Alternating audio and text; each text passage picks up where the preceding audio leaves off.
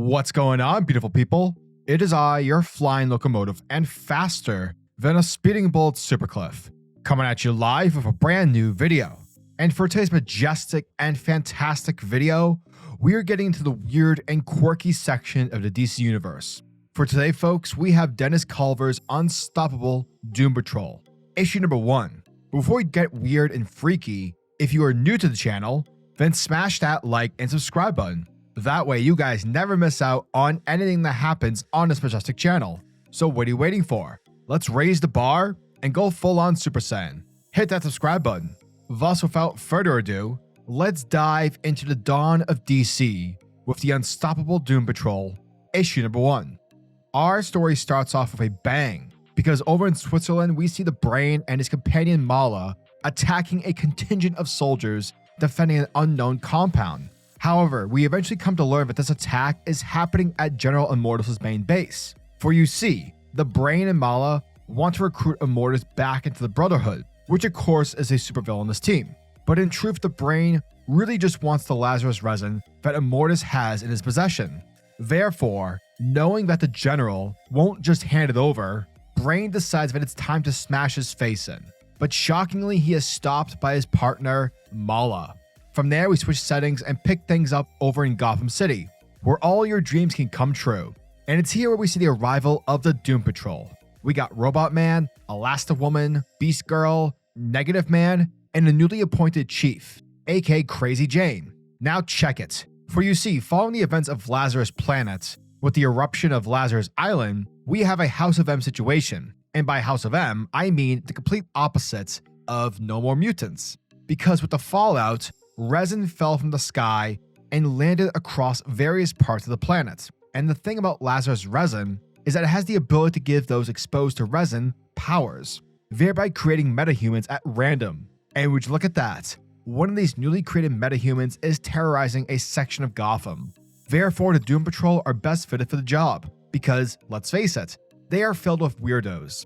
Heroes who have the most insane and wonkiest of powers.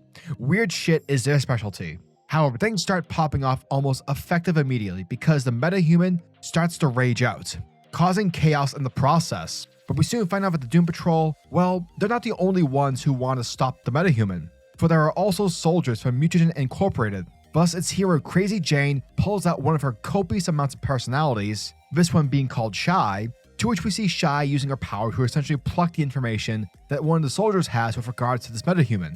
Basically, she wants to understand on what it is they're fighting and whether or not this thing has a weakness.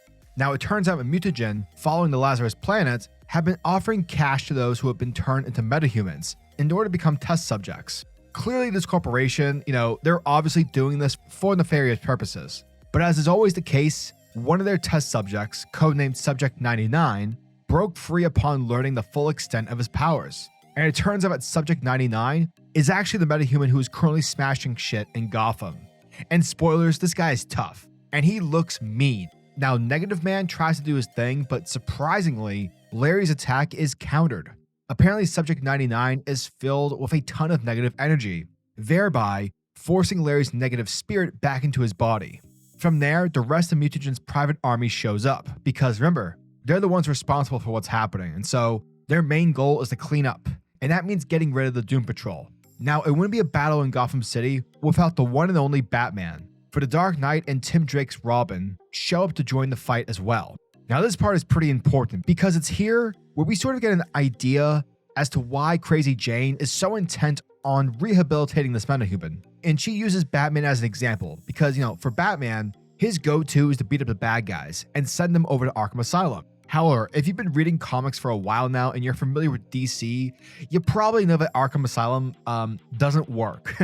So instead what happens is that Batman will beat someone up only for said person to become one of Batman's many villains. Basically, Jane is telling Batman that he sucks and the way he approaches problems doesn't work. It only contributes. And to be honest, Batman, he probably doesn't really understand what this metahuman is probably going through because at the end of the day, Batman is a regular person. He will never understand on what it's like to be experimented.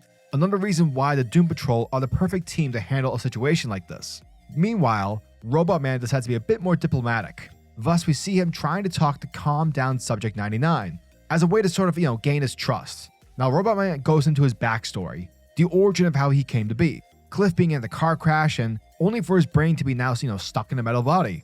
He understands the fear and the despair on what it's like to be probed and experimented on. But in the end, he found a place where he felt like he belonged. He found a family. People like him. He found the DoomPatrol. And who's to say that Subject 99 won't find the same thing? However, the metahuman basically tells Robotman that the way his powers work, the more mean he gets, the more powerful he becomes. So yeah, sure, he'll join the team so that he doesn't go to jail, but by no means is Subject 99 gonna act all sweet and dandy. Absolutely not. And thus, through diplomacy, Gotham is saved. However, the plot thickens, folks, because elsewhere we pick out a Peacemaker, who is shown to be spying on the DoomPatrol. For you see, him and his people, they want to obtain the secrets of this new DoomPatrol team, and knowing Peacemaker, he's willing to do whatever it takes to get world peace. And lastly, we return back to Switzerland, where Mala and the Brain are exchanging blows. However, given Mala was the one who constructed the Brain's robotic body, he knows the precise spots to smash. And that's exactly what he does. And just like that, Mala destroys the Brain. And that, folks, was the end of Unstoppable DoomPatrol, issue number 1. And thank you guys for checking out my video, as it truly means the world to me. So without a doubt, one of the things I love about the DoomPatrol is that they're super weird.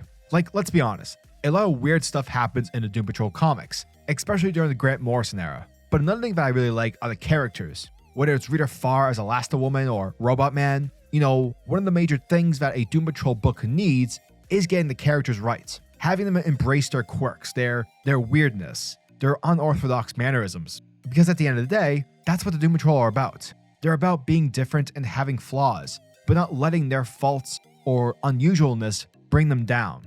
And that's something that DennisCulver highlights in this issue. The writing embraces and essentially bathes in the knowing that, yeah, the DoomPatrol looks stupid, but they're pretty awesome. They're just like you and me, just people. Another thing I also liked was the DoomPatrol's purpose.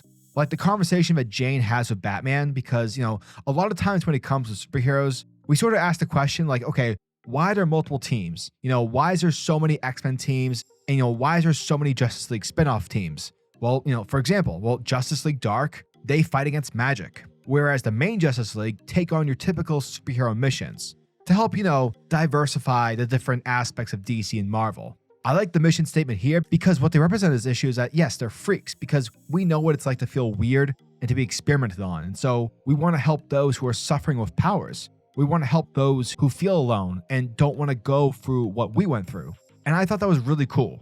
Overall, Unstoppable DoomPatrol is a solid issue that does a great job at showing us the current status of the DC universe. The message of the DoomPatrol is intact, and I like their motive for the series. And basically, if you didn't read Lazarus Planet, then this book will help, fill you in. So yeah, as always, I'm your majestic sayer of words, SuperCliff, and if you guys are new to the channel, then do me a solid by smashing that like and subscribe button, and also the notification bell so that you'll never miss out on an upload, and so that you'll always be kept up to date with your favorite top tier comics happening in the comic book world.